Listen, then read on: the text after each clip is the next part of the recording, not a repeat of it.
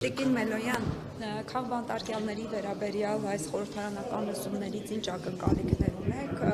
նախապես արդեն քաղաքացիական պայմանագրի պատգամավորներից հայտարարել են, որ դեմ են քվեարկելու հայտարարության նախագծի։ Դե զարմանալի չէ այդպիսի արձագանքը, որովհետև իրենք մարդիկ են, ում օրոք է մեր երկրում այսչափ քաղբանտարկյալները, պետք է արձանագրենք, որ մենք այսօր ապրում ենք մի իշխանության օրոք, որը եկավ հայտնի հեղափոխության արդյունքում այս քաղաքական ուժը իշխանության ժողովրդավարության արժեքների դրոշով։ Եվ ինչ ունենք այս պահին հենց այսօրով չառաջնորդվենք, երբ տասնյակներ են մեր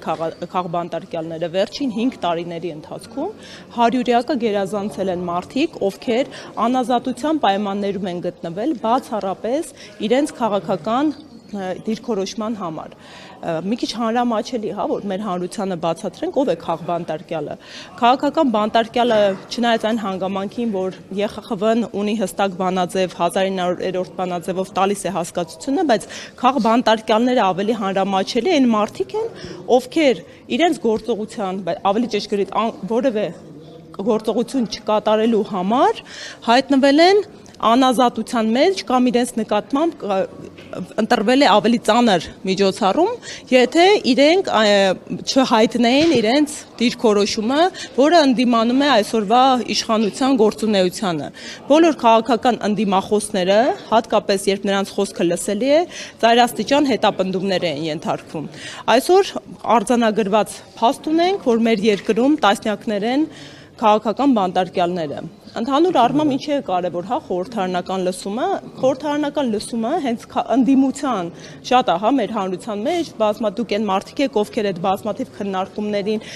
ծիրում եք գտնվել, թե ինչու պետք է ընդդիմությունը ներկա լինի խորհրդարանում։ Սա այն կարևորագույն գործիքներից մեկն է, որի միջոցով մենք հանրությանը կարող ենք հասցնել, թե ինչ է մեր երկրում կատարվում։ Հատկապես այն պարագայում, երբ այսօրվա իշխանությունը պարբերաբար պնդում է, որ մեր երկրում քաղբանտարկյալներ չկա, միջազգային հանրության կողմից արձագանք չկա, մինչդեռ ես այնքան էլ համակարծիք չեմ, վերջին ԵԽԽՎ նիստը, որը Երևանում կայանում էր, կհիշեք, իրենց ԵԽՊատգամավոր պարոն Ամորին կատարեց արձանագրում։ Նա հստակ արձագանքեց, որ իրենք հետևում են հայաստանյան իրադարձություններին եւ իրենց համար տարակուսելի է մարդու իրավունքների նկատմամբ միջամտությունները։ Ու նաեւ ընդգծեց, որ սա կարող է խոչընդոտ լինել դեպի Եվրոպական միություն բաղձալի ճանապարհին։ Իմելը տեսեք գլխավոր դատախազին նամակ էր հանձնվել, որպեսզի վերջինիս եւս մասնակցի այս լսումներին, դատախազությունից հայտնել էին, որ Աննա Վարդապետյանը աշխատանքային ծառայության մեջ է, բայց նկատելի է, երբ օրինակ ոչ այս թեմայով, բայց լսումներ խորհրդարանում հրավիրում է քաղաքացիական պայմանագիրը, Աննա Վարդապետյանը գերազանցեք աշակերտի նման առաջին այստեղ լինում է։ Սա ընտրողական մոտեցում չէ այս կառույցի ղեկավարի նկատմամբ, որը պետք է որ անկախ լինի սահմանադրորեն մյուս օրենսդիր մարմնից կամ գործադրից։ Ասեմ ավելի, շատ տարակուսել է նման վերաբերմունքը, որովհետև մենք ինչքան էլ մեր իրավական պետության ծիրից հեռացել ենք, մենք խորհրդարանական կառավարման ձև ունեցող պետություն ենք։ Ըստ մեր սահմանադրության, որը 15 թվականին ամրագրեց այս կառավարման ձևը, գործադիր իշխանությունը առհասարակ ու բոլոր պետական մարմինները հաշվետու են խորհրդարանին, ու խորհրդարանն է ամբողջ պետական համակարգի նկատմամբ հիմնարար վերահսկողական գործառույթ ունեցող մարմինները։ Ոչ թե սա պետքա լիներ կամ արտահայտություն, այլ հրավիրված խորհրդարանական լսումը պետք է պարտավորեցներ բոլոր մարմիններին, այդ թվում իրավապահ մարմինների ղեկավարներին, գալու, ներկա գտնվելու, մարդկանց հուզող հարցերին պատասխանելու, արձագանքելու եւ իր դիրքորոշումը ներկայացնելու։ Շատ մտահոգիչ է, որ տիկին դատախազը հարմար չի գտել ներկա գտնվելու, իհարկե շատ ցանկալի կլիներ ու նաև այս լսումների արդյունավետությունը կբարձրանար, եթե այլընտրանքային դիրքորոշումներ լիներ, եթե իրենց համար լսելի լիներ այս կողմի դիրքորոշումները եւ հնարավոր է մի շարք հարցերի շուրջ գային ընդհանուր կողմերը եզրահանգման, բայց նաև պետք է արձանագրենք, որ հենց քաղբանտարկյալների առկայությունը մեր երկրում նաև իրավապահ մարմինների գործուն ներգործության հետևանք է։ Իրավական ԿՊ պատգամավորներից մեկն ասաց, որ եթե լինեին քաղբանտարկյալներ, ապա միջազգային կառույցները կարձանագրեին դա։ Հիմա կարող ենք սա համարել, որ եթե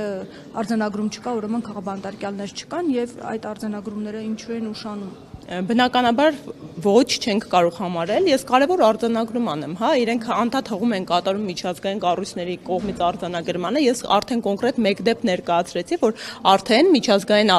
կառույցները ազդակների պատասխանում է։ Հնարավոր է նաև երկուստեք, հա, մեր ընդդիմադիր ուժերից եւ քաղաքահասարակության пассивության հետևանք է, որ արձագանքները ավելի քիչ են ու ակտիվ վրա չեն հասնում։ Այս խորհրդարանական լսումները պետք է այն ազդակը լինեն, որի հիման վրա մենք բոլորս կակտիվանանք, բոլոր խողովակներով անընդմեջ կփորձենք հասցնել թե միջազգային կառույցներին, թե մասնագիտացված հասարակական կազմակերպություններին, թե ներառական կդարձնենք մեր ներքին լսարանին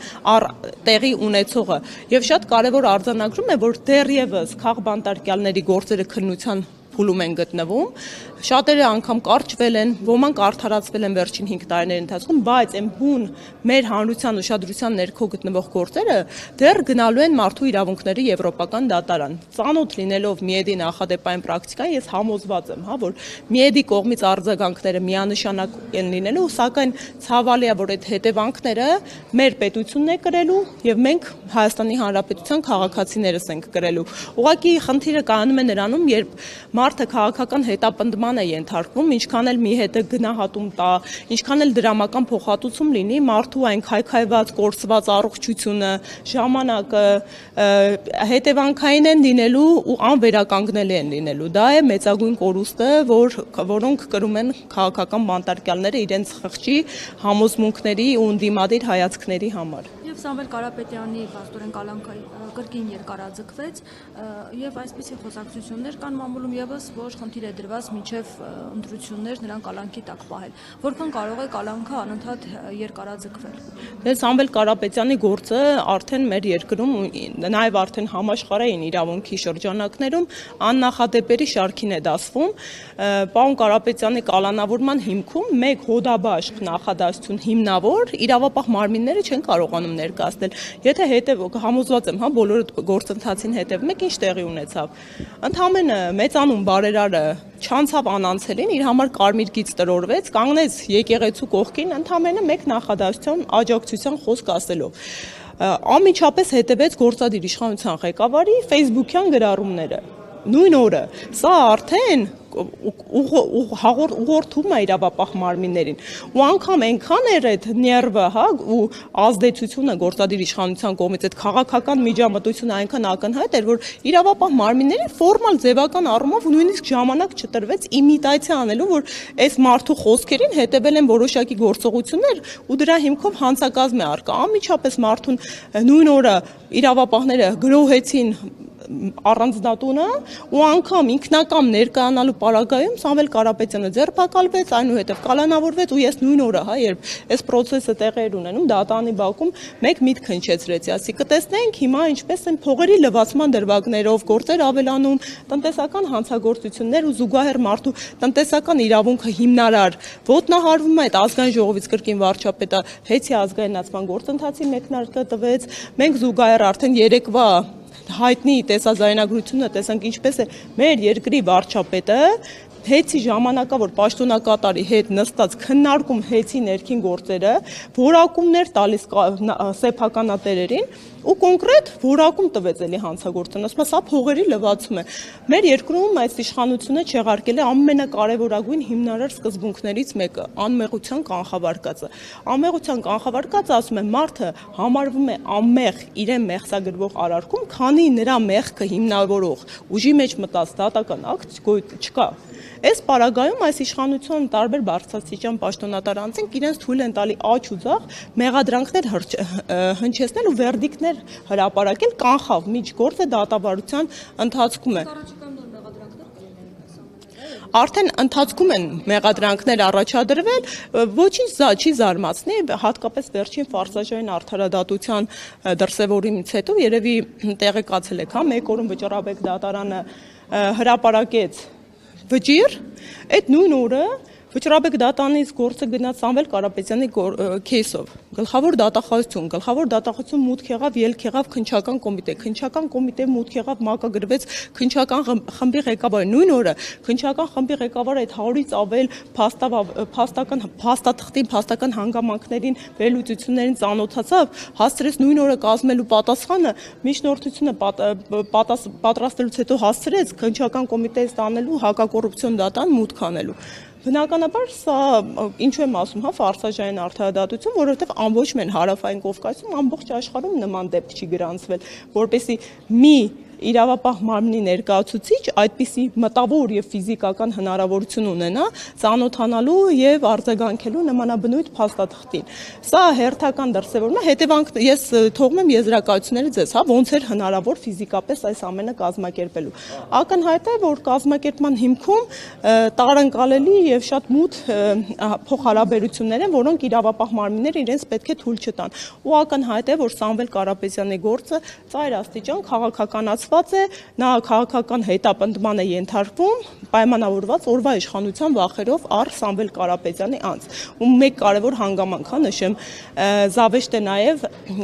այս իշխանության ներկայացուցիչների դեպքերով, երբ իրենք թիրախավորում են պարոն Կարապետյանին, մի նոր բնագավառ են գտնում թերություն որակելու, ի հայտ է գալու մի նոր չբարձրաձայնված բարեգործություն, ու այդ նոր բարեգործությամբ հակառակ էֆեկտ են ստանում։ Այսինքն մարդիկ ստիպված են գույքագրել իրենց արած բարեգործությունները մեր երկրում, որպեսզի կարողանան այս իշխանության մանիպուլատիվ որակումներից ինքնապաշտպանվել։ Սամվել Կարապետյանի գործով հասարակական թիմը նախորդ դատականիստից առաջին ժամանակ նշեց, որ իրենք որոշումը չեն ստացել դատարանի, դրա փոխարեն այն հրապարակվել է հայկական ժամանակում եւ միայն քննիչին է արկա։ Խնդրում եմ անդրադառնալ նաեւ այս ամենին։ Դե դա եւս մեկ զավեշտ էր, որը միջազգային ատյանները անպայման որպես փաստական հանգամանք կանդրադառնան, հասկանում եք ինչ տեղի ունեցավ։ Գործը քննվում էր, հերթական կալանքի միջնորդություններ քննվում, այս միջնորդության